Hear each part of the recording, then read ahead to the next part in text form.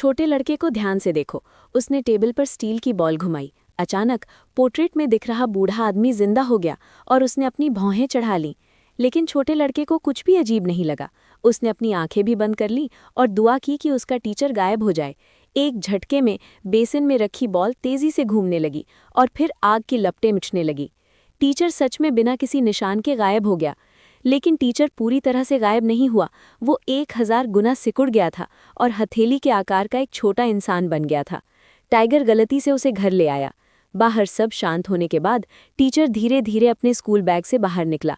इस चक्कर में उसकी पसलियां लगभग टूट ही गईं। अगले दिन टाइगर उठा तो उसने देखा कि उसका सिकुड़ा हुआ टीचर उसे बुला रहा है। उसे अभी भी पता नहीं था कि क्या हुआ है। उसने जल्दी से टीचर को पकड़ा और कुछ खाने के लिए टेबल पर बिठा दिया। लेकिन तभी उसके पिता अचानक अंदर आ गए। टाइगर डर गया और उसने जल्दी से टीचर को अपनी शरीर से ढक लिया।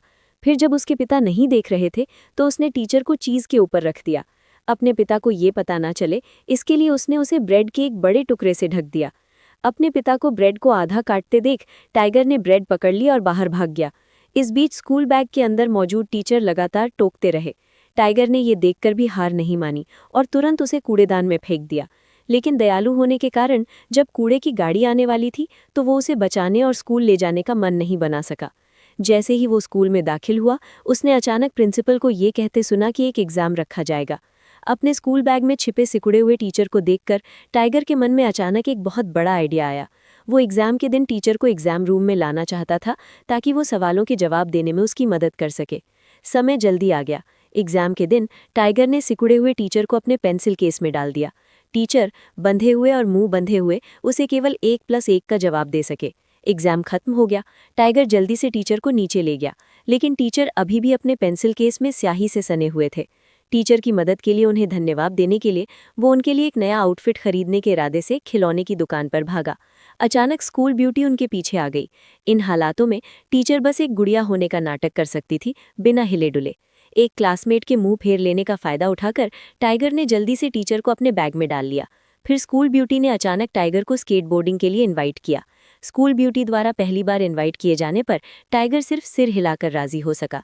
अचानक जब वो अपने खुश मूड में डूबी हुई थी तो वो गलती से पीठ के बल गिर गई। टाइगर जल्दी से खड़ा हुआ और टीचर की हालत देखने के लिए अपना बैग खोला। टीचर गिरने से लगभग बेहोश हो गई थी। खुशकिस्मती से उसने समय रहते उसे चुटकी काटकर जगा दिया। लेकिन ये नज़ारा स्कूल ब्यूटी ने देख लिया था। टीचर को सिकुड़कर एक छोटे से शरीर में बदलते देखकर वो हैरान भी हुई और खुश भी। उसने जल्दी से टिश्यू निकाले ताकि टीचर की नाक से खून बहना रोका जा सके। फिर दोनों एक सुनसान कोने में भागे और टीचर को बारबी का आउटफिट पहनाया।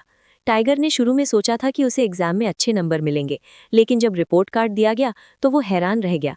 उसके पेपर पर लगभग सभी जवाब 0 थे। पता चला कि टीचर के सारे जवाब गलत थे। स्कूल का वो गुंडा जिसने उसके जवाब कॉपी किए थे बहुत गुस्सा हुआ। स्कूल के बाद उसने टाइगर का लगातार पीछा किया और आखिर में उसकी पिटाई कर दी। उसे गलती से सिकुड़ी हुई टीचर मिल गई। तभी स्कूल के गुंडे ने उसे बुरी तरह पीटने के लिए घर ले जाने का फैसला किया। लड़के ने टीचर को पकड़ लिया, उसे एक टारगेट पर दबा दिया और एक ही वाक्य बोलने के बाद उस पर डांट फेंके। उसने टीचर को एक बार चाकू मारा। अगर वो टोकती रहती तो वो जारी रखता। वो उसे डांट से मारता। वो कितनी भी मिन्नतें करे कोई फायदा नहीं हुआ। जैसे ही लड़का टीचर को जोर से मारने वाला था, दरवाजे पर दस्तक हुई। लड़के के पास ये देखने के अलावा कोई चारा नहीं था कि वो कौन है। वो स्कूल की सबसे खूबसूरत लड़की निकली, जो अचानक उसके घर आ गई थी और जानबूझकर उसे खेलने के लिए बाहर ले जाने के लिए धोखा दे रही थी। टाइगर ने मौके का फायदा उठाया और अपने घर में घुस गया और जल्दी से टीचर को टारगेट से बचा लिया। टीचर को सुरक्षित निकालने के लिए टाइगर ने जल्दी से उसे एक ड्रोन पर बिठा दिया और उसे घास वाली जगह पर उड़ा दिया। जब तक स्कूल का बदमाश ड्रोन वापस लेने गया, तब तक स्कूल की सुंदरी ने टीचर को बचा लिया था और बदमाश को एक चालाक चाल बताई।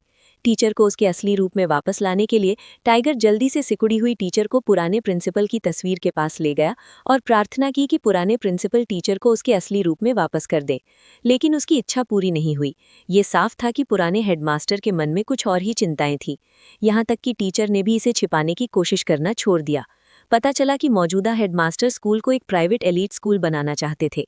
टाइगर समझ गया कि पुराने हेडमास्टर उसे रोकने की कोशिश कर रहे हैं, इसलिए वो जल्दी से मौजूदा हेडमास्टर के पास गया और उनसे स्कूल न बदलने की विनती करने लगा।